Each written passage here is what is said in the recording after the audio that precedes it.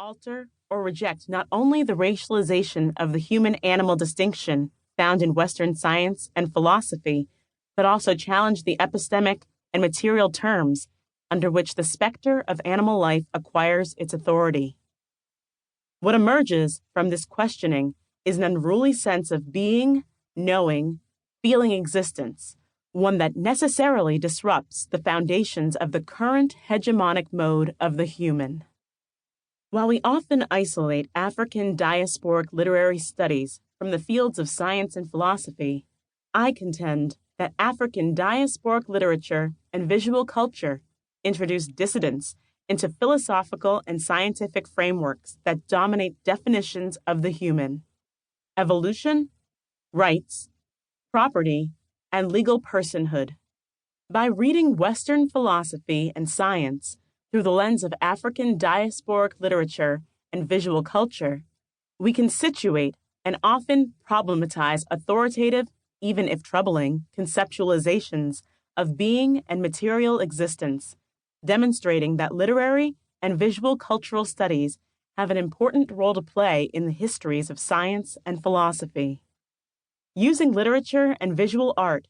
my study identifies conceptions of being that do not rely on the animal's negation, as repudiation of the animal has historically been essential to producing classes of abject humans.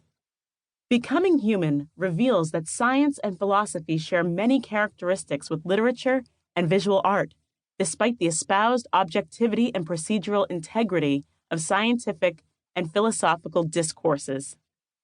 In debates concerning the specificity of human identity with respect to the animal, science and philosophy both possess foundational and recursive investments in figurative and arguably literary narratives that conceptualize blackness as trope, metaphor, symbol, and a kind of fiction. Instead of thinking of philosophy and science as separate and unrelated sites of knowledge production, my study reveals their historical entanglement and shared assumptive logic with regard to blackness. As conceived by evolutionary theory and Western Enlightenment philosophy, extending into legalistic conceptions of personhood, property, and rights, anti-blackness has sought to justify its defacing logics and arithmetic by suggesting that Black people are most representative of the abject animalistic dimensions of humanity, or the beast. While many scholars have critiqued the conflation of Black humans with animals found in Enlightenment discourses, I argue that prior scholarship has fundamentally misrecognized the logic behind the confluence of animality and racialization. I reinterpret Enlightenment thought not as Black exclusion or denied humanity, but rather as the violent imposition and appropriation, inclusion and recognition of blackened humanity in the interest of plasticizing that very humanity whereby the animal is one but not the only form blackness is thought to encompass. Plasticity is a mode of transmogrification, whereby the fleshy being of blackness is experimented with as if it were infinitely malleable, lexical, and biological matter, such that blackness is produced as sub-superhuman at once. A form where form shall not hold, potentially everything and nothing at the register of ontology. It is perhaps prior scholarship's interpretation of this tradition as denied humanity that has facilitated a call for greater inclusion as a corrective to what it deems is a historical exclusion of blackness.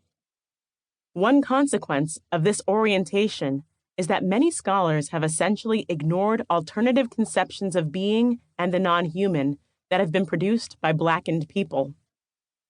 This project examines how African diasporic literary and visual texts generate conceptions of being that defy the disparagement of the non-human and the animal. The terms of African diasporic art and literature's canonization have suggested that African diasporic cultural production does little more than refute racism and petition for assimilation into the very definition of humanity that produces racial hierarchy, or, as Henry Louis Gates